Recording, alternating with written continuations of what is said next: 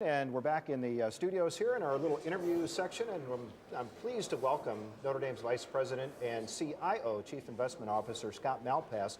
And Scott, thanks very much for being here. We really appreciate it. Great to be here. I understand you were recruited to play football, but not by Notre Dame. Well, I was. I played high school football, and actually Jackie Sherrill at Pitt and Joe Paterno at Penn State called on me at Erie McDowell. But they liked my film, and then they saw me and they thought, well, maybe he's not quite big enough for us, so I came to Notre Dame instead. Well, what brought you to Notre Dame, if not football? As you say, Notre Dame didn't recruit you for that, so what was it? You know, I had a family member graduate in the 70s, and I was about 12 years old. And when you see this campus, the sacramental vision of it, you know, it just looks like a place you want to go to college. Yeah. And I had a chance during my uncle's commencement to tour the campus, and I got hooked immediately. And so for many years, I wanted to come back and go to school here. Sure. So I was fortunate to be able to do that. What hall did you live in? I lived in Flanner Hall. Flanner? Coached the inter-hall football team.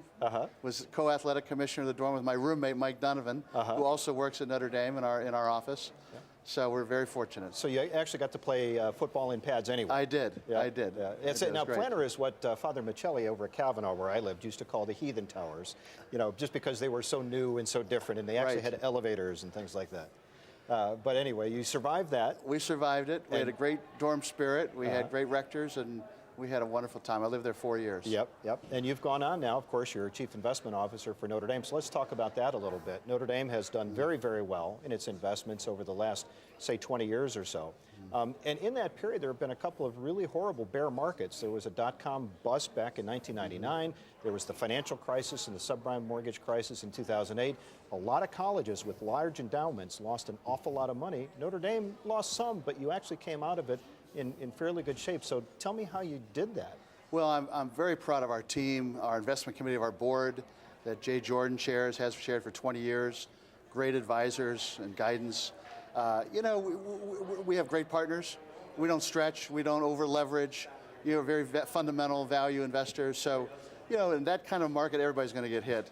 But our partners did a fabulous job, and we were able to continue to spend from the endowment at the levels we were pre-crisis.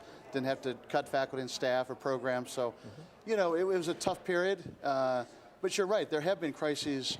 Every few years there's a crisis in the markets. That was a particularly big one. It was. But we know in the 90s there were emerging markets crises. You mentioned the tech bubble. That was obviously very difficult. That was very sector specific, but very difficult.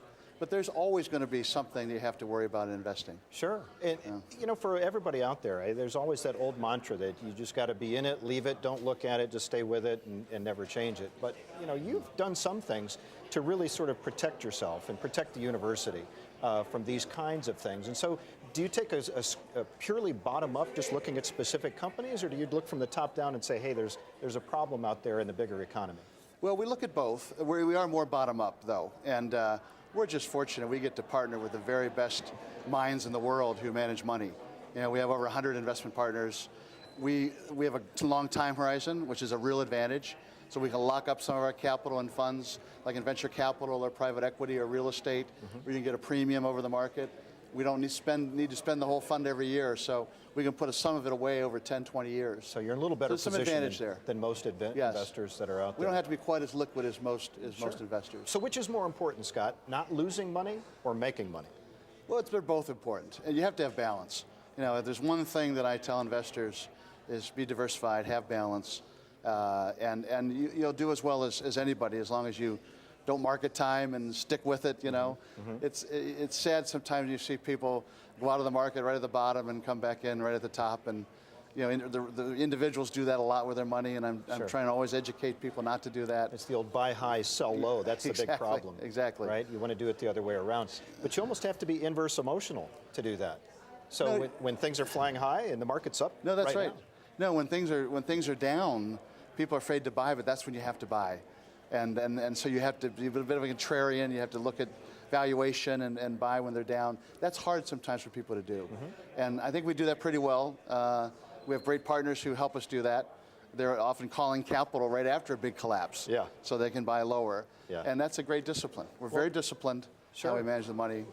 Tell me about the Notre Dame Endowment now. Is it in good shape? How large is it? Does it have to be bigger? Where do we stand right now? It's in great shape. We're about $9.2 billion in our endowment pool. How does that compare with other? 12th largest endowment in the country, largest at a Catholic university. Yeah. There are actually over 5,000 endowments in the pool. We manage it as one pool, but they support financial aid and our talented faculty, endowed professorships, student life. Really, all aspects of campus are funded by endowments. It's about 30% of the operating budget. Yeah. Endowment spending. Well, you've done a terrific job. I mean, you've become sort of this almost legendary status, and I say you collectively, you and your staff have done such a fine job of being stewards of the university's finances. I know that we really appreciate it. And I speak on behalf of a lot of alums who are out there who really appreciate the job that you've done. My producer, though, has written in a little question here at the bottom of the sheet that says, can you give me a stock tip? Well, I don't give stock tips. That's dangerous. Yeah. But stay in it for the long term. Okay. Thank you. Nice to be here. Be in it to win it, right? That's exactly. Right. Thanks, Gary. Scott, thanks so much. We Thank appreciate you. it. Thank you very Done much. a great job. Yeah, thank you. All right. And we're going to change